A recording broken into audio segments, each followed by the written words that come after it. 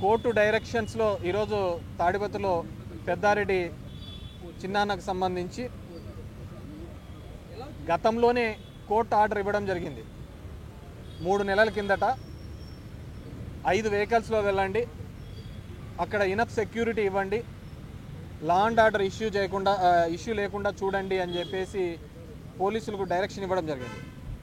కానీ దాని మీద పోలీసులు స్పందించకపోవడం, దాని మీద రియాక్ట్ కాకపోవడంతో మళ్ళీ కంటెంప్ట్ మోషన్ మూవ్ చేయడం జరిగింది.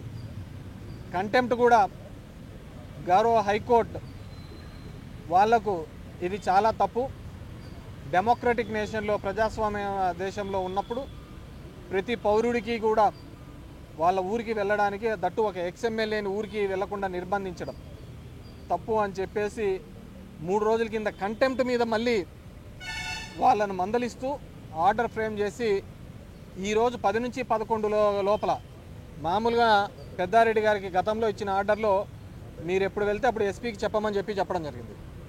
ఎస్పీకి పర్మిషన్ లెటర్ పెట్టినప్పుడు ఎస్పీ గారు ఇచ్చేది ఏంటంటే, వైజాగ్లో నరేంద్ర మోడీ వస్తున్నాడు కాబట్టి తాడిపత్రిలో సెక్యూరిటీ ఇవ్వలేమన్నారు, కడపలో మహనాడు జరుగుతోంది కాబట్టి ఇక్కడ సెక్యూరిటీ ఇవ్వలేమన్నారు. So it's very shame. ఎక్కడో మోడీది జరుగుతుంటే 1000 కిలోమీటర్ల దూరంలో జరుగుతున్న దానికి తాడిపత్రిలో సెక్యూరిటీ ఇవ్వలేకపోవడం అనేది. సో వీటన్నిటిని కోర్టు చేసి హైకోర్టుకు తెలియజేస్తే high court with date and time ఇచ్చింది. 18వ తేదీ 10 గంటల నుంచి 11 మధ్యలో మీరు వెళ్ళండి అని చెప్పేసి వెళ్తే దాన్ని కూడా నిర్బంధించి వెళ్ళకుండా చేయడం నిజంగా వీళ్ళు ఎవరికి భయపడతారో నాకు అర్థం కావటం లేదు. వీళ్ళు రేపొద్దున ఎన్ని ఏళ్ళ ఉద్యోగాల్లో ఈ విధంగా ఉంటారో నాకు తెలుసు. All young IPS officers.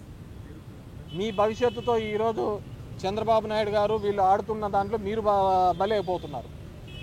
So court direction ఇచ్చిన వీళ్ళు స్పందించకపోవడం, కంటెంప్ట్ మీద కూడా స్పందించకపోవడం దురదృష్టకరం. డెఫినెట్గా మా చిన్నాన్న అక్కడే వెయిట్ చేస్తున్నారు, పెద్దారెడ్డి చిన్నాన్న. వాళ్ళు ఏదో మూవ్ చేశాము ఇది అని చెప్పేసి డెఫినెట్గా ఏదేమైనప్పటికీ కానీ లా ప్రకారం చట్ట ప్రకారం ఏం చేయాలో అవన్నీ కూడా మేము చేస్తాం. మళ్ళీ కూడా దీనికి అప్పీల్ చేస్తాం.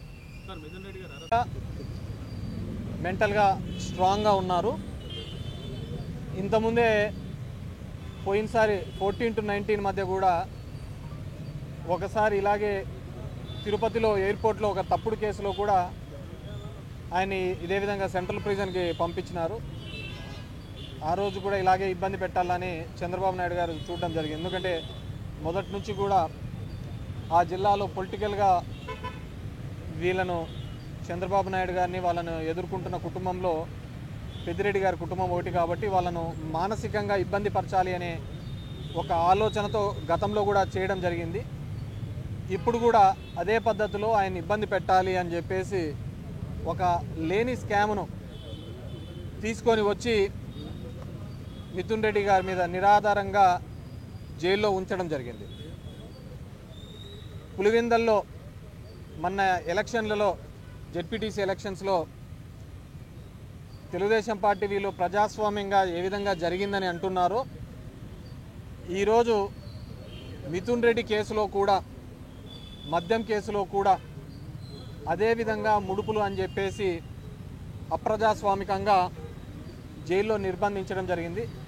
డెఫినెట్గా he will come back more strong, నిర్దోషిగా, అదేవిధంగా తొందరలోనే ఇది వస్తాడని, మోర్ స్ట్రాంగ్గా బయటకు వస్తాడని చెప్పేసి అనుకుంటున్నాం.